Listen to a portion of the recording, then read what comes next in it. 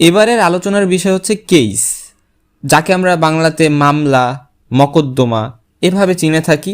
তো কেস সাধারণত দুই ধরনের হয়, একটা হচ্ছে সিভিল কেস আর একটা হচ্ছে ক্রিমিনাল কেস। সিভিল কেসকে আমরা সিভিল লও বলে থাকি, ক্রিমিনাল কেসকে ক্রিমিনাল লও বলে থাকি। ফার্স্ট কথা যে সিভিল কেসগুলা মানে হচ্ছে জাগা জমি নিয়ে যে সমস্যা, আর ক্রিমিনাল কেসগুলো হচ্ছে মারামারি নিয়ে যে সমস্যা। এটা আমরা সহজভাবে বুঝি। আমাদের গ্রামে যখন আমরা আসলে বলি যে মারামারির কেস, তাহলে আমরা সেটা বুঝি ফৌজদারি মামলা, বা যেটাকে আমরা বলি হচ্ছে ক্রিমিনাল কেস। আর সিভিল কেসটা মানে হচ্ছে জায়গা জমি নিয়ে দ্বন্দ্ব, এটা সচরাচর হয়েই থাকে। সিভিল কেসে আরও অনেকগুলো উদাহরণ আছে, যেমন হচ্ছে ডিভোর্স প্রসিডিংস, অর্থাৎ ডিভোর্স হবে কি হবে না এই রিলেটেড যে মামলা, এটাকে আমরা বলতে পারি। তারপর হচ্ছে চাইল্ড কাস্টডি প্রসিডিংস, অর্থাৎ চাইল্ডটা বাবার কাছে থাকবে, মার কাছে থাকবে, বা চাইল্ড রিলেটেড যে প্রবলেম। তারপর হচ্ছে প্রপার্টি ডিসপিউট, অর্থাৎ যেটা আমরা অলরেডি বলছি। অপরদিকে ক্রিমিনাল ল বা ক্রিমিনাল যে কেস, সেটা কোনটা, যেমন হচ্ছে চুরি করা, কাউকে আঘাত করা বা অ্যাসল্ট করা, ডাকাতি করা, হাইজ্যাক করা, কিডন্যাপ করা, ট্রাফিকিং করা কোনো কিছু, অথবা মার্ডার করা, যেগুলো একটু সিভিয়ার টাইপের কেস, সেগুলো আমরা দেখতেছি ক্রিমিনাল কেস। ক্রিমিনাল কেস আর সিভিল কেস এই দুটোর মধ্যে একটা বেসিক ডিফারেন্স আছে, সে হচ্ছে সিভিল কেস মানে দুইটা পার্টির মধ্যে সমস্যা, যেখানে একটা পার্টি হচ্ছে ভিকটিম, অর্থাৎ যাদের মেইনলি যাদের ক্ষতি করা হয়েছে, যাদের সাথে অফেন্স করা হয়েছে, সেটা একটা পার্টি। আর আরেকটা পার্টি হচ্ছে অ্যাকিউজড, অর্থাৎ যাদেরকে অভিযুক্ত করা হইতেছে বা যাদের বিরুদ্ধে মামলাটা করা হচ্ছে। ক্রিমিনাল কেসে যেটা হয় যে স্টেট বা দেশ এটাই হচ্ছে বাদী হিসেবে থাকে, আর অপর দিকে আদার পার্টি, অর্থাৎ যারা মেইনলি দুর্ঘটনাটা বা অফেন্সটা ঘটাইছে তারা হচ্ছে অন্য একটা পার্টি। এসে কি হয় যে ভিকটিম যে পার্টিটা, সেই পার্টিটার কিন্তু একটা পার্টি হিসেবে থাকা লাগে না। দুইটা পার্টির মধ্যে একটা পার্টি কিন্তু দেশই থাকে, এবং যেখানে হচ্ছে পাবলিক প্রসিকিউটরই তার পক্ষ হয়ে কাজ করে, অপর দিকে অ্যাকিউজ যারা তার আর একটা পার্টি। বাট সিভিল কেসের ক্ষেত্রে কিন্তু দুইটা পার্টি ছিল, মানে দুই শ্রেণীর মানুষ, যারা হচ্ছে অপরাধ করছে, অফেন্সটা করছে তার একটা পার্টি, আর যারা অফেন্সের শিকার হয়েছে তার একটা পার্টি।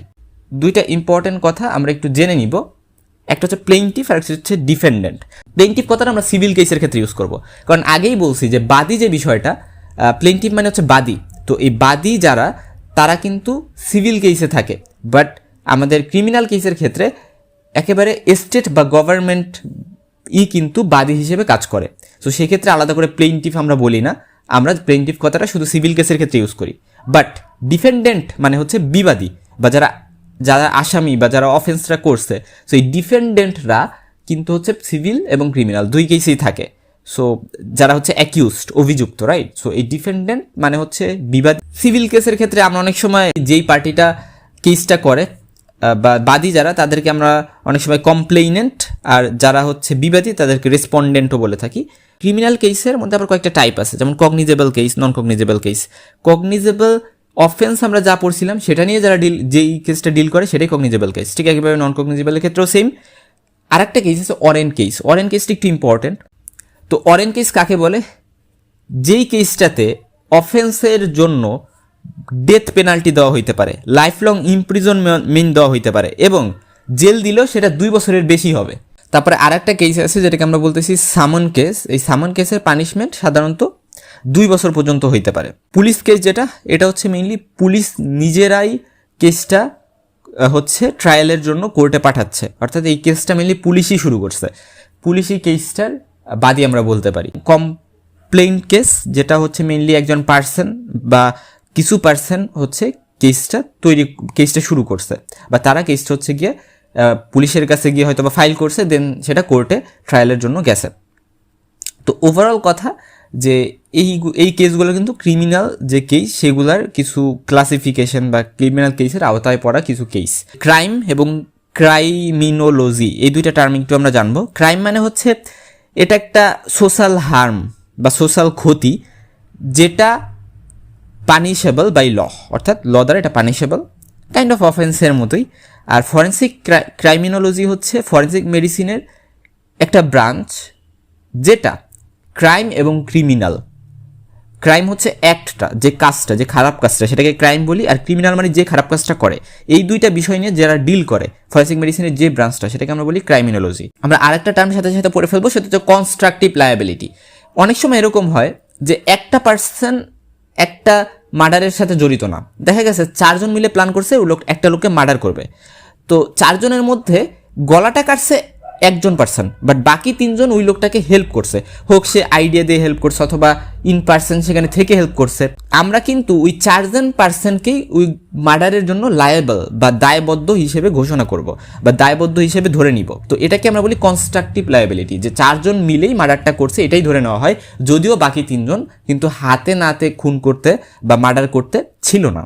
আমরা ক্রিমিনালসের ক্লাসিফিকেশনটা একটু দেখবো যে ক্রিমিনালস কত ধরনের হইতে পারে। ক্রিমিনালস হইতে পারে হচ্ছে ডেভেলপমেন্টাল ক্রিমিনাল। ডেভেলপমেন্টাল ক্রিমিনাল বলতে বোঝায় যে সকল ক্রিমিনালরা মানে দেখা গেল ফার্স্টে চুরি করছে, তারপরে ডাকাতি করছে, সো তারপরে তার থেকে আর একটা বড় কিছু করে ফেলছে। ওভারঅল কথা মানে সে on the way of life আস্তে আস্তে বড় বড় কিছু করতেছে, ডেভেলপ করতেছে তার ক্রিমিনালিজমে।